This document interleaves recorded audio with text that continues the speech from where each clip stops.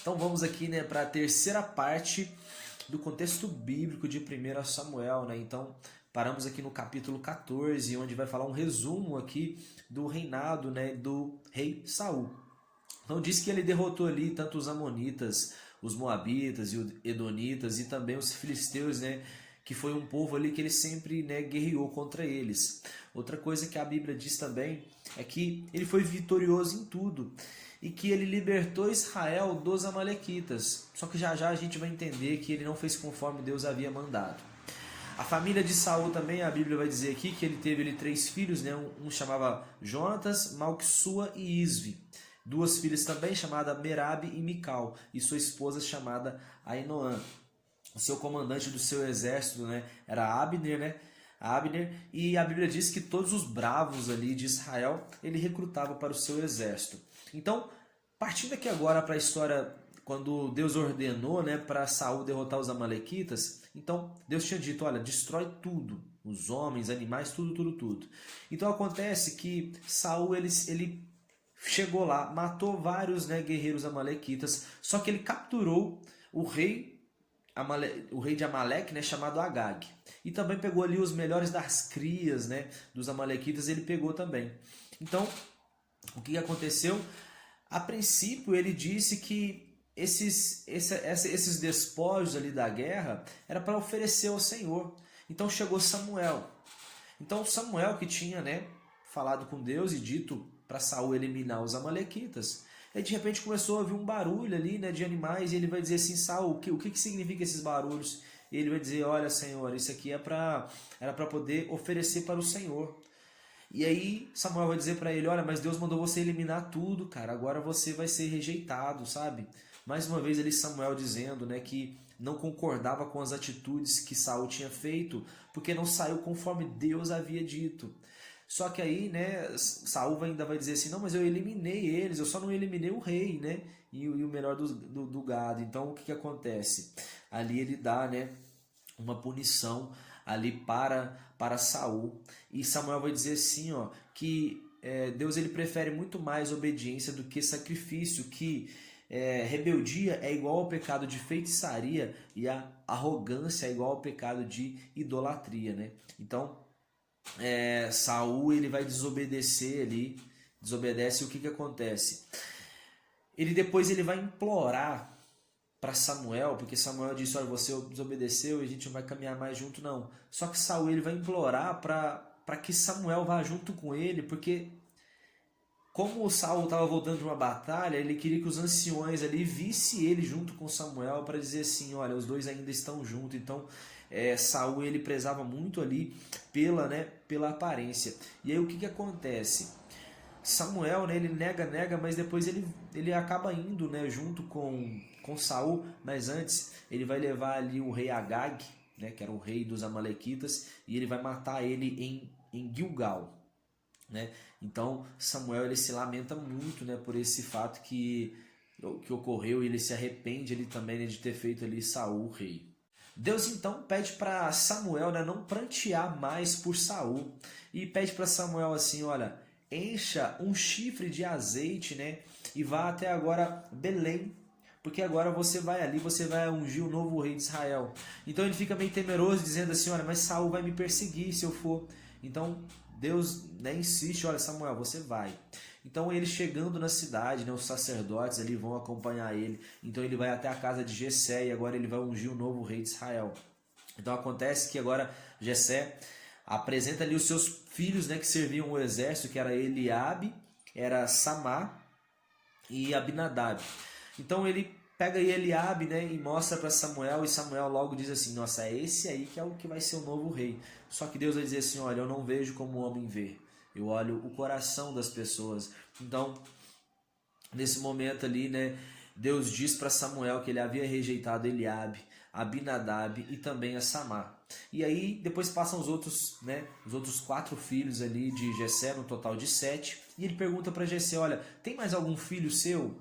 Então Jessé vai dizer assim, ó, tem mais um, só que ele está ali, né, cuidando das ovelhas. E aí Samuel vai dizer assim, ó, então quanto ele não vier aqui, a gente não vai sentar à mesa. Então logo quando Samuel ele vê a Davi, um homenzinho, né, um jovem ali, de estatura pequena, ele é um ruivo, né, muito formoso. Ele logo, Deus disse para ele assim, ó, esse aí é o novo rei, então unge ele. Então naquele momento ali ele vai ungir o novo rei de Israel na frente de todo mundo, e a partir daquele momento a Bíblia diz que o Espírito do Senhor assenhorou-se de Davi. No outro lado, nós temos agora Saul, que Saul, o Espírito de Deus já tinha saído dele. Então o que acontece? Um espírito maligno agora vinha atormentar ele. E aí ele vai, né, os seus servos vão dizer para ele assim, olha, Saul, é bom que você procurasse alguém, né, que tocasse uma harpa para você ficar calmo. Então um dos servos de Saul vai dizer o seguinte, olha, eu vi um homem, ele é filho de Jessé, um homem que ele é, né, um cara valente, ele fala bem, ele é de boa aparência e Deus está com ele. Olha o que o servo de Saul vai dizer de Davi, né? Então chamam Davi ali, Davi começa a tocar a harpa ali, e aí o que acontece? O pai de Davi, chamado Jessé, né, ele vai chegar e vai pegar um jumento, carregar com pães, vai dar um odre de vinho, né, e um cabrito e vai enviar a Saul, porque tipo assim, olha, agora meu filho vai se apresentar ao rei. Então antes, né, Jessé que não valorizava o seu filho, agora ele está, né, valorizando muito, ele está até presenteando a Saul, sabe? Tipo assim, olha, valoriza meu filho, cuida dele aí. Jessé era um cara assim, aparentemente meio interesseiro. Ponto. Aí o que acontece? Agora Davi está ali na casa de Saul, né, tocando a harpa, e sempre que ele tocava ali a harpa, né, Saul ele se acalmava. No outro lugar, nós temos agora um guerreiro filisteu chamado Golias. Ele tinha 2,90 metros. Então eles estavam acampados, né, no carvalho, estavam acampados em Socó, de modo que os israelitas estavam no vale do Carvalho, eles ficavam de frente um para o outro. E no meio deles havia um vale enorme, eles estavam tipo meio em duas montanhas ali, né? E ali no meio tinha um vale no meio. Então esse guerreiro filisteu estava clamando, desafiando ali, né, os israelitas para ir lutar com ele ali no mano a mano. E quem ganhasse, né, se apossaria ali do exército do outro, né? Então era um desafio que ele estava lançando. Então Golias, ele tinha ali, né, era um cara assim muito temeroso, ele vestia uma couraça de escamas que pesava 60 quilos, a sua espada pesava ali 7 quilos. E aí o que vai acontecer? Os israelitas estavam com medo. Então a Bíblia agora conta agora que Jessé, o pai de Davi, vai pedir para ele, Jessé já estava bem idoso, e aí ele queria informações dos seus filhos, né, que era Eliabe, Abinadab e Samar, que estavam lá, né, lutando no exército de Israel.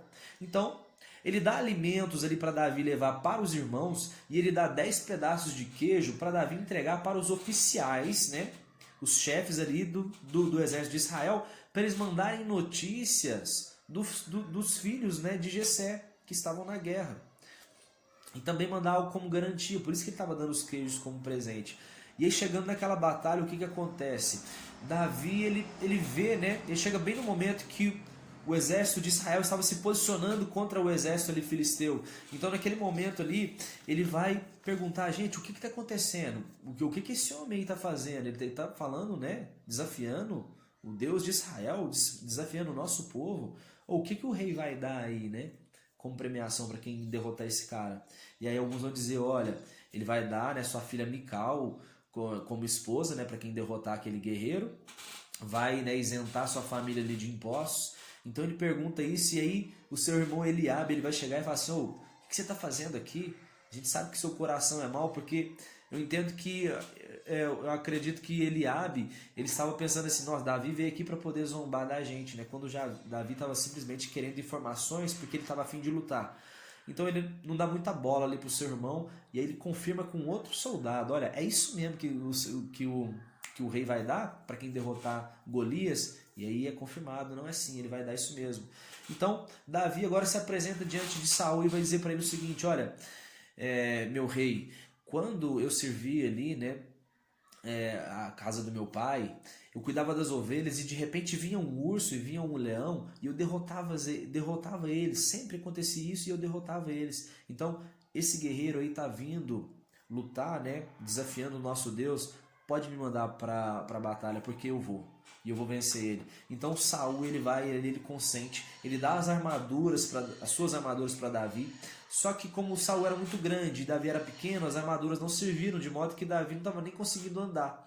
Então, ele não aceita as armaduras de Saul, mas ele pega o seu imbornal, pega o seu cajado, ele avista um riacho e pega 5 pedras e vai agora de encontro ali, né, contra Golias. E Golias começa a zombar dele, né, dizendo: olha, será, né, logo você vai vir lutar contra mim, então eu vou dar sua carne aqui, né, para as aves. E aí Davi vai dizer a frase o seguinte: olha, tu vens contra mim com espada, lança e escudo pontiagudo. Eu, no entanto, venho contra ti em nome do Senhor dos Exércitos, ao Deus o qual você desafiou. Então, Davi, ele não teme. E aí o que ele faz?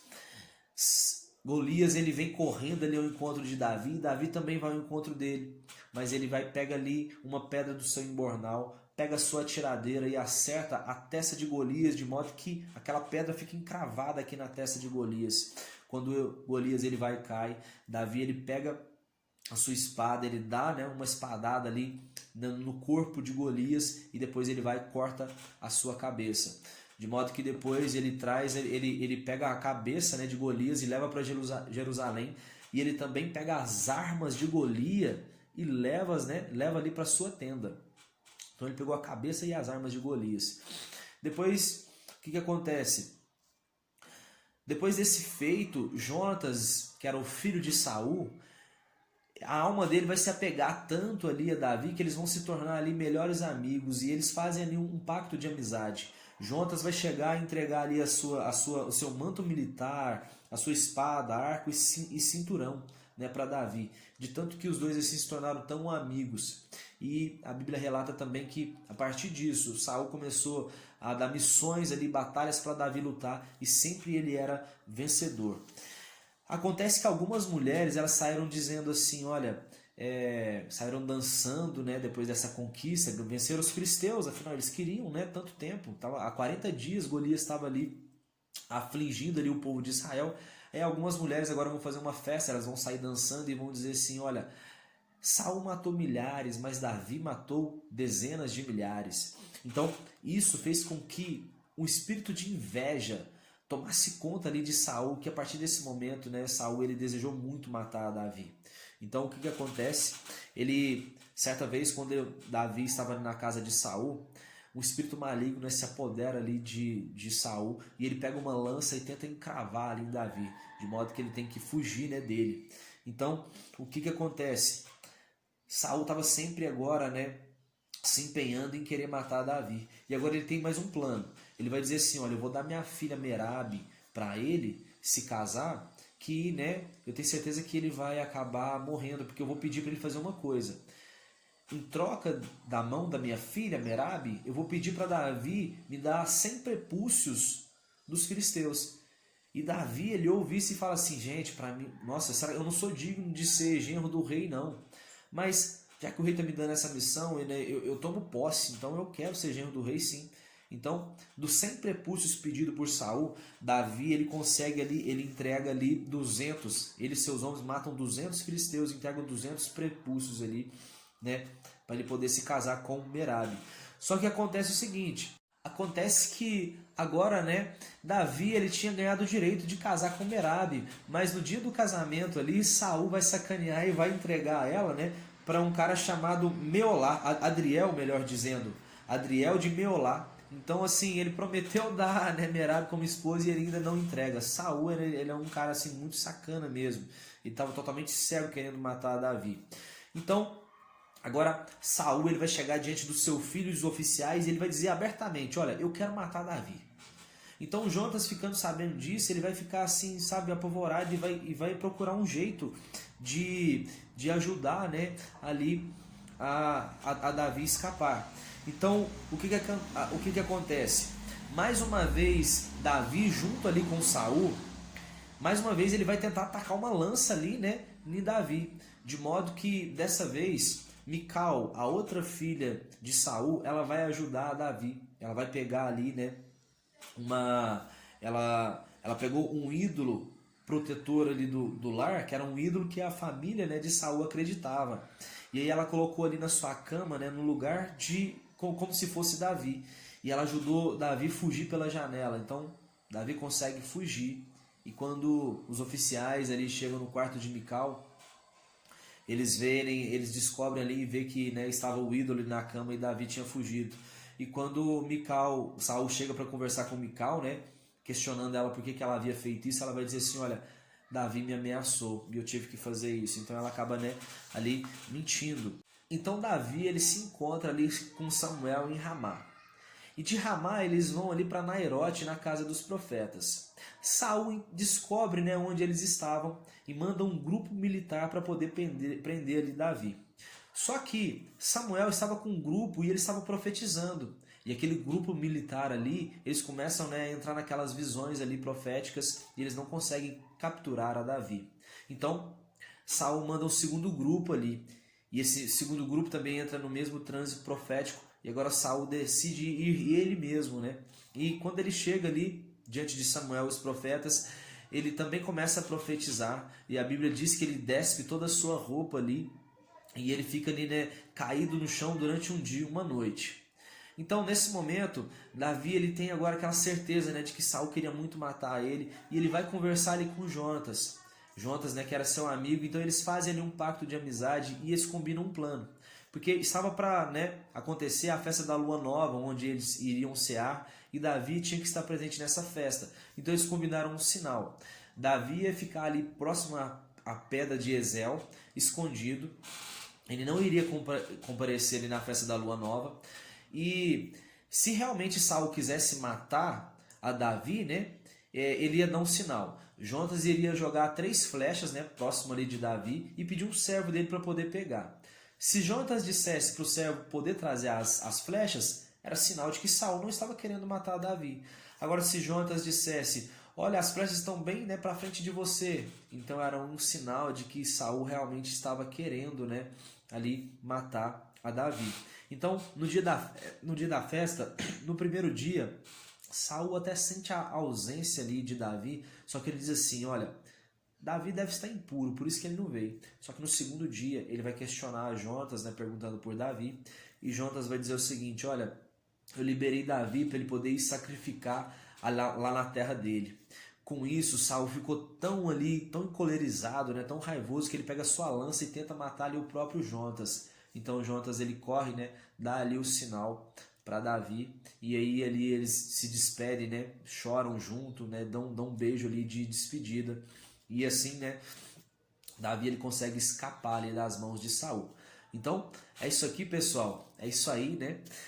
Daqui a pouco nós entramos ali com a quarta e última parte aqui desse contexto bíblico, né, de 1 Samuel. E eu aguardo vocês. Valeu, tamo junto e até lá.